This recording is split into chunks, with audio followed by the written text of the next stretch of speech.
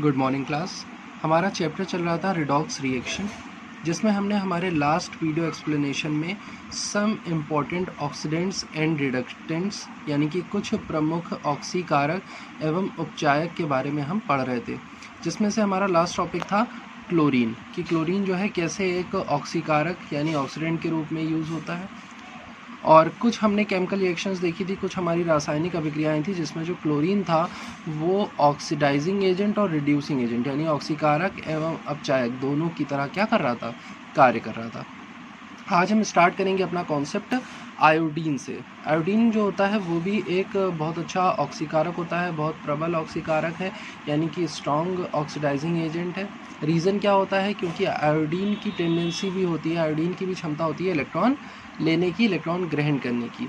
तो देखिए I2 is weakest oxidant among halogens. वैसे तो आयोडीन जो है एक प्रबल ऑक्सीकारक है, एक स्ट्रॉन्ग ऑक्सीडाइजिंग एजेंट है, लेकिन जब आप हेलोजनों की बात करते हैं, क्योंकि हेलोजन स्टार्ट होते हैं आपके फ्लोरीन, क्लोरीन, ब्रोमीन, आयोडीन से, तो आयोडीन जो है अपने समूह में, अपने ग्रुप में सबसे नीचे पाया जाता है, इसलिए कह रहे हैं हेलोजनों में सबसे वीकेस्ट, सबसे कमज़ोर ऑक्सीकारक होता है आयोडीन। इसकी कुछ इंपॉर्टेंट केमिकल रिएक्शन है, जैसे सबसे पहली केमिकल रिएक्शन में क्या होता है, oxidation of aqueous solution of SO2 to H2SO4। मैं आपको याद दिला देता हूँ कि जो आपने क्लोरीन के बारे में पढ़ा था, जो क्लोरीन होता था वो भी जलीय विलयन में एक ऑक्सीकारक की तरह व्यवहार करता था, यानी कि एक्वस सॉल्यूशन की प्रेजेंस में ही वो ऑक्सीडाइजिंग एजेंट की तरह बिहेव करता था। ठीक ऐसे यहाँ पर आयोडीन भी क्या करेगा, वाटर की प्रेजेंस में ऑक्सीडेंट की तरह क्या करेगा, काम करेगा। देखिए कैसे, सल्फ़र डाइऑक्साइड जो है वो एक्वस आयोडीन की प्रेजेंस में, यानी कि सल्फ़र डाइऑक्साइड जलीय आयोडीन की उपस्थिति में H2SO4 में क्या हो जाता है, कन्वर्ट हो जाता है, परिवर्तित हो जाता है, और हाइड्रोजन आयोडाइड जो है वो निकल जाती है।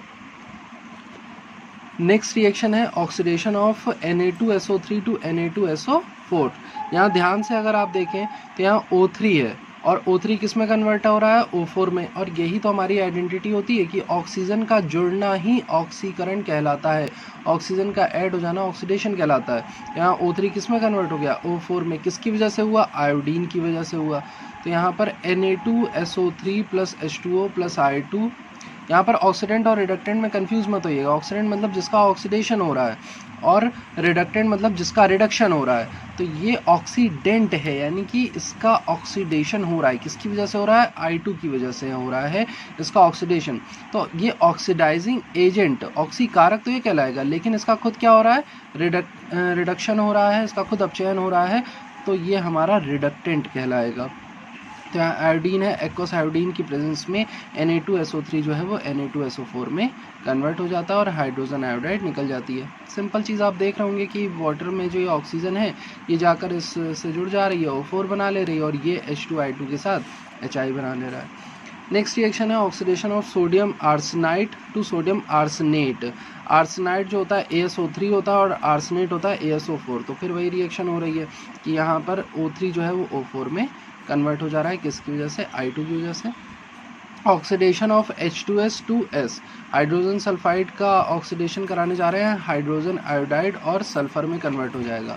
तो यहाँ कैसे ऑक्सीडेशन हुआ, देखिए सल्फर से हाइड्रोजन जुड़ी हुई थी और यहाँ पर सल्फर से वो हाइड्रोजन क्या हो गई, दूर हो गई, और हमने पढ़ा है removal of hydrogen is also a oxidation, यानी कि हाइड्रोजन का निकलना भी क्या कहलाता है, ऑक्सीकरण कहलाता है। अब क्योंकि यहाँ पर हमें ऑक्सीजन नहीं जोड़नी थी, देखिए, तो हमने यहाँ पर जलीय विलयन नहीं लिया, H2O नहीं लिया, सिर्फ हाइड्रोजन रिमूव कर दी और H2 ने I2 के साथ HI जो है वो बना लिया। तो ये हमारी कुछ इंपॉर्टेंट केमिकल रिएक्शन थी, जिसमें हमने आयोडीन को एज अ ऑक्सीडाइजिंग एजेंट, एक ऑक्सीकारक के रूप में यहाँ पर क्या हुआ, शो किया। नेक्स्ट हमारा जो टॉपिक है वो है तो हाइड्रोजन परऑक्साइड, लेकिन इसके बारे में हम नहीं पढ़ेंगे क्योंकि हाइड्रोजन परऑक्साइड जो था हाइड्रोजन वाले चैप्टर में हमारे सिलेबस में हटा दिया गया था, तो इसकी जो ऑक्सीडाइजिंग प्रॉपर्टी हैं वो उसी में इंक्लूड थी। तो अब हमारे सिलेबस में है पोटेशियम डाइक्रोमेट, फॉर्मूला होता है K2Cr2O7।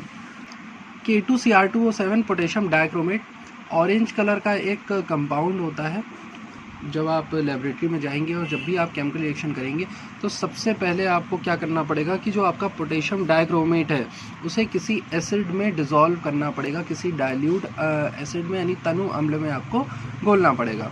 क्यों? क्योंकि जो K2Cr2O7 है वो अपनी ऑक्सीडाइजिंग प्रॉपर्टी, अपने जो ऑक्सीकारक के गुण हैं वो किसी तनु अम्ल की उपस्थिति में यानी डाइल्यूट एसिड की प्रेजेंस में ही शो कर पाता है। यहाँ पर हमने यूज़ किया है डाइल्यूट H2SO4। तो सबसे पहले तो हम FeSO4 फेरस सल्फेट का ऑक्सीकरण कराने जा रहे हैं फेरिक सल्फेट में।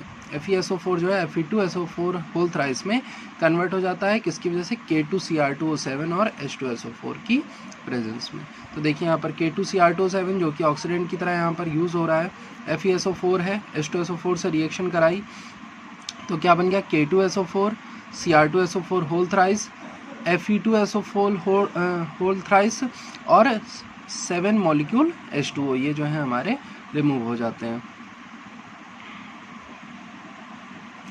फिर नेक्स्ट है oxidation of SO2 to H2SO4 by K2Cr2O7 and H2SO4। Same reaction है, SO2 जो है वो H2SO4 में कन्वर्ट हो रहा है। यहाँ पर देखिए O2 है वो O4 में कन्वर्ट हो रहा है। अब ये मत कहिएगा सर 2 हाइड्रोजन भी ऐड हो रहा है, क्योंकि अगर आप इलेक्ट्रॉन के बेसिस पे जाएंगे, इलेक्ट्रॉन के नंबर के अकॉर्डिंग अगर आप जाएंगे तो एक ऑक्सीजन जो है वो 2 इलेक्ट्रॉन लेता है।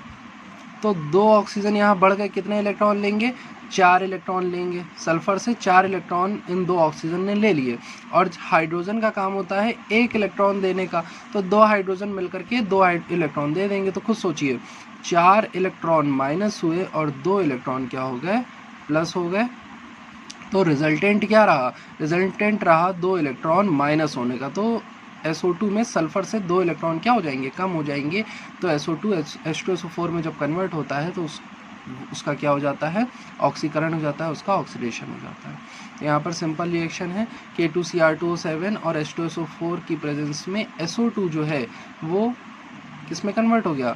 SO4 में। यहाँ देखिए K2SO4 है, Cr2SO4 होल थ्राइस और H2O, इनका क्या होता है? फॉर्मेशन होता है।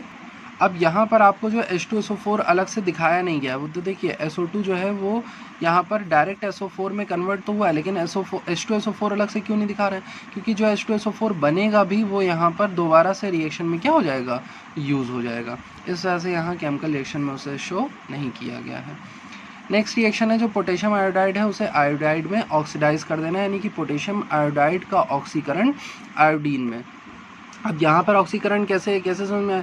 तो पोटेशियम क्या होता है? एक विद्युत धनात्मक तत्व होता है, इलेक्ट्रोपॉजिटिव एलिमेंट होता है। पोटेशियम का काम होता है इलेक्ट्रॉन देने का। तो यहाँ पर ये क्या कर रहा है? आयोडीन को जो है इलेक्ट्रॉन डोनेट कर रहा है, जबकि जब I2 में कन्वर्ट होगा तो पोटेशियम हट जाएगा। तो उस कंडीशन में आयोडीन से इलेक्ट्रॉनों का संख्या, इलेक्ट्रॉनों के नंबर भी क्या हो जाएंगे? कम हो जाएंगे। तो हम कहेंगे कि पोटेशियम आयोडाइड जो है वो आयोडीन में कन्वर्ट हो गया, तो पोटेशियम आयोडाइड का ऑक्सीडेशन हो गया, ऑक्सीकरण हो गया आयोडीन में। तो यहाँ पर K2Cr2O7 H2SO4 ये मिल करके Ki बना लेते हैं। तो Ki के साथ जब अभिक्रिया करते हैं तो क्या बनता है?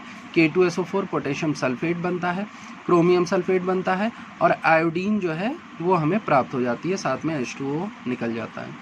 तो ये सारी केमिकल रिएक्शंस हैं हमारी एज अ ऑक्सीडाइजिंग एजेंट। हमने कुछ कंपाउंड्स को पढ़ा, हमने कुछ यौगिकों के बारे में पढ़ा ऑक्सीकारक के रूप में। एक छोटा सा मिस्टेक जो है स्टार्टिंग में वीडियो के हो गई थी, उसको क्लियर कर लेंगे। क्या है वो मिस्टेक? वो मिस्टेक ये है कि आयोडीन वगैरह में अगर आप यहाँ पर देख रहे हैं ऑक्सीडेशन ऑफ Na2SO3, बहुत सारी केमिकल रिएक्शन दी हुई हैं, लेकिन हमने जो है सिर्फ कुछ इंपॉर्टेंट केमिकल रिएक्शंस ही आपको एक्सप्लेन करी हैं। तो ये मत सोचिएगा कि बाकी की रिएक्शंस आपके सिलेबस में नहीं हैं, बाकी रिएक्शंस भी आपके सिलेबस में इंक्लूड हैं। जब आपको नोट्स दिए जाएंगे तो आपको सारी रिएक्शन जो है वो उनकी प्रैक्टिस करनी होगी। एंड एक चीज़ मैं फिर याद दिला दूं कि मैंने नोट्स इसलिए अभी तक नहीं भेजे हैं क्योंकि बच्चों ने मुझे लास्ट चैप्टर हाइड्रोजन जो है उसके नोट्स लिख करके नहीं दिखाए हैं। तो आप जैसे ही अपने हाइड्रोजन के चैप्टर के नोट्स मुझे दिखा दोगे, मैं तुरंत आपको नेक्स्ट चैप्टर के नोट्स दे दूँगा, क्योंकि एक साथ जमा करने से कोई फ़ायदा नहीं है। पहले वाला काम कंप्लीट करते जाइए, देन आगे बढ़िए। हिंदी में देख लीजिए। तो क्लोरीन हम पढ़ चुके थे, हमें आज स्टार्ट करना है आयोडीन। तो आयोडीन जो है वो अन्य हैलोजनों की तुलना में सबसे दुर्बल ऑक्सीकारक होता है, और आयोडीन जो है वो हमारा ऑक्सीकारक के रूप में काम करता तो है। और क्यों करता है ऑक्सीकारक के रूप में? क्योंकि आयोडीन की क्षमता होती है, आयोडीन की टेंडेंसी होती है इलेक्ट्रॉन लेने की। तो जब ये किसी यौगिक में से, किसी तत्व में से, किसी परमाणु में से इलेक्ट्रॉन कम कर देगा, तो उस तत्व का या उस परमाणु का क्या हो जाएगा? ऑक्सीकरण हो जाएगा। क्योंकि हमने यही कॉन्सेप्ट पढ़ा है कि इलेक्ट्रॉन कम हो जाना जो है ऑक्सीकरण को प्रदर्शित करता है, और इलेक्ट्रॉनों का बढ़ जाना जो है वो अपचयन को दर्शाता है। तो यहाँ पर आयोडीन जो है SO2 जो है, SO2 की अभिक्रिया जब हम एक्वस आयोडीन यानी जलीय विलयन से, आयोडीन के जलीय विलयन से कराते हैं तो क्या होता है? SO2 H2SO4 में कन्वर्ट हो जाता है और हाइड्रोजन आयोडाइड जो है वो हमें प्राप्त हो जाता है। नेक्स्ट रिएक्शन जो है वो है हमारी Na2SO3 का Na2SO4 यानी सोडियम सल्फेट का सोडियम सल्फाइड में ऑक्सीकरण।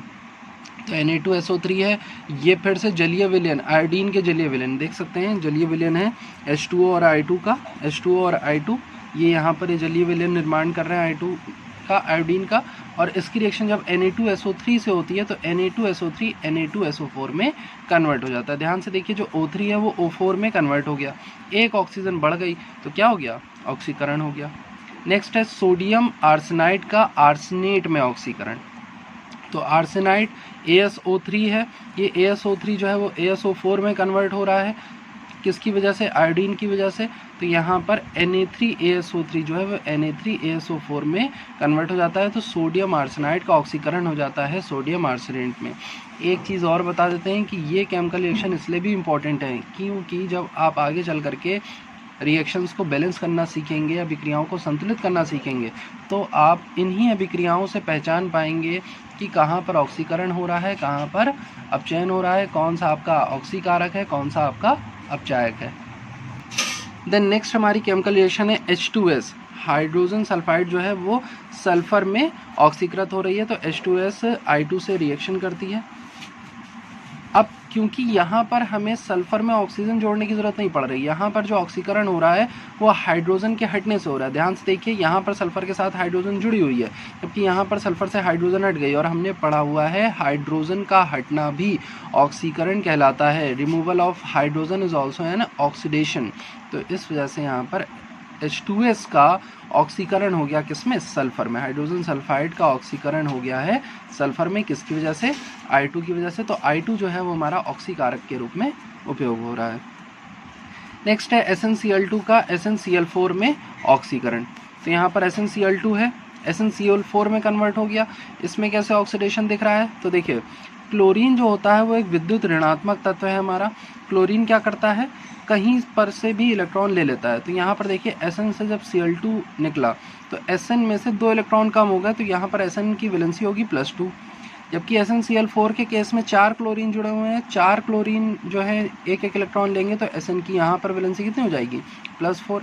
तो कुल मिलाकर के +2 +4 में अगर कन्वर्ट हो रहा है तो इसमें से जो ये आपका Sn है जो 10 है, इसमें से 2 इलेक्ट्रॉन क्या हो गए? कम हो गए।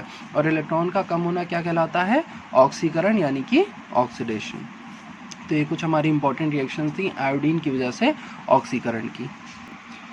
नेक्स्ट है पोटेशियम डाइक्रोमेट। पोटेशियम डाइक्रोमेट को हम यहाँ पर क्या यूज़ करने जा रहे हैं? एज अ ऑक्सीडाइजिंग एजेंट, ऑक्सीकारक के रूप में उपयोग करने जा रहे हैं। लेकिन पोटेशियम डाइक्रोमेट जो है वो अपने साधारण विलयन में अपनी ऑक्सीकारक के गुण प्रदर्शित नहीं करता है। इसके ऑक्सीकारक के गुण प्रदर्शित करने के लिए हमें इसमें थोड़ा सा कोई भी तनु अम्ल क्या करना पड़ता है? मिलाना पड़ता है। तनु अम्ल की उपस्थिति में जो हमारा K2Cr2O7 है, पोटेशियम डाइक्रोमेट है, ये एक ऑक्सीकारक के रूप में कार्य करता है। तो K2Cr2O7 है, क्या करेंगे? थोड़ा सा H2SO4 मिला लेंगे उसमें। यहाँ पर हमने जो विलयन यूज़ किया हुआ है वो सल्फ्यूरिक एसिड, सल्फ्यूरिक अम्ल उपयोग किया हुआ है। क्या करने जा रहे हैं हम? K2Cr2O7 और H2SO4 की हेल्प से FeSO4 का ऑक्सीडेशन करने जा रहे हैं। तो FeSO4 जो है वो Fe2SO4 के होल थ्राइस में कन्वर्ट हो जाता है। फॉर्मूला जो रिएक्शन है वो सिंपल है, K2Cr2O7 फॉर्मूला याद कर लेंगे, और H2SO4, ये दोनों तो हर रिएक्शन में प्रेजेंट रहने ही है हमारे। अब ये देखिए, ये दोनों मिलकर के जब FeSO4 के 6 मॉलिक्यूल हमने लिए तो किस में कन्वर्ट होगा? K2SO4 में। Cr2SO4 होल थ्राइस में, 7H2O में और बन गया हमारा Fe2SO4 का होल थ्राइस। नेक्स्ट रिएक्शन है जिसमें हम K2Cr2O7 और H2SO4 की हेल्प से SO2 को H2SO4 में क्या कराने जा रहे हैं, ऑक्सीडाइज कराने जा रहे हैं, उसका ऑक्सीकरण कराने जा रहे हैं। तो K2Cr2O7 और H2SO4 मिल करके SO2 को जो है वो H2SO4 में कन्वर्ट कर देते हैं। बनेगा क्या, सेम चीज़, K2SO4 बनेगा, Cr2SO4 का होल थ्राइस बनेगा, H2O बनेगा। लेकिन यहाँ पर SO2 को H2SO4 में प्रदर्शित नहीं किया गया है। रीज़न क्या है कि जब सल्फर डाइऑक्साइड जो है वो हाइड्रोजन सल्फेट में सल्फ्यूरिक अम्ल में परिवर्तित होती है तो वो जो सल्फ्यूरिक अम्ल है H2SO4 है वो अभिक्रिया में ही उपयोग हो जाता है, वो रिएक्शन में क्या हो जाता है, यूज़ हो जाता है। इसीलिए यहाँ पर आपको उत्पाद में, प्रोडक्ट में वो दिखाई नहीं दे रहा है। Now the next reaction is H2SO4। H2SO4 की उपस्थिति में Ki का I2 में ऑक्सीकरण। तो यहाँ पर जो Ki है, देखिए K2Cr2O7 और H2SO4 मिल करके पोटेशियम आयोडाइड को आयोडीन में क्या कर रहे हैं, ऑक्सीकृत कर रहे हैं। कैसे पता चला ऑक्सीकरण है, तो पोटेशियम का जो चार्ज होता है, जो आवेश होता है पोटेशियम पर धन आवेशित होता है, ये क्या कर रहा है, आयोडीन को इलेक्ट्रॉन देगा, तो इलेक्ट्रॉन आयोडीन के पास क्या हो जाएंगे, बढ़ जाएंगे। लेकिन यहाँ पर जब आपने पोटेशियम हटा दिया तो आयोडीन के पास इलेक्ट्रॉन क्या हो गए, कम हो गए, और इलेक्ट्रॉनों का कम होना ही क्या कहलाता है, ऑक्सीकरण कहलाता है। तो ये थे हमारे कुछ प्रबल ऑक्सीकारक। कल के एक्सप्लेनेशन में हम हमारे रिडक्टेंट्स के बारे में, यानी कि हमारे अपचायक के बारे में पढ़ेंगे। इंग्लिश मीडियम स्टूडेंट जो है वो एक छोटा सा कन्फ्यूज़न, जो छोटी सी मिस्टेक है उसे दूर कर लेंगे। ऑक्सीडेंट का मतलब ही ऑक्सीकारक होता है, तो यहाँ पर ये कन्वर्जन हो गया है, यहाँ पर ऑक्सीडेंट नहीं होगा। ऑक्सीडेंट जो है वो क्लोरीन है और रिडक्टेंट जो है वो पोटेशियम आयोडाइड है। तो क्लोरीन के नीचे जो है वो ऑक्सीडेंट लिख लेंगे और पोटेशियम आयोडाइड के नीचे रिडक्टेंट, ठीक है। इसी तरह से आयोडीन के केस में यहाँ पर आयोडीन जो है वो आपका ऑक्सीडेंट है और Na2SO3 जो है वो रिडक्टेंट है। क्लियर है, जहाँ जहाँ भी आयोडीन के नीचे रिडक्टेंट लिखा है वहाँ वहाँ आप ऑक्सीडेंट लिख लेंगे। ये एक छोटी सी मिस्टेक है जो मैंने वीडियोस के स्टार्टिंग में कर दी थी, तो इसे इम्प्रूव कर लेंगे और अपने नोट्स में भी इसे ठीक कर लेंगे। ये भी यहाँ पे कट हो जाएगा। तो आई होप कि अब आपकी जो कन्फ्यूज़न है वो क्लियर हो गई होगी। एंड स्टिल अगर आपको रिएक्शंस में कोई प्रॉब्लम है तो आप पूछ लेंगे कि कहाँ पर आपको प्रॉब्लम आ रही है। एंड वीडियोस पूरे देखिए क्लास। Okay, thank you.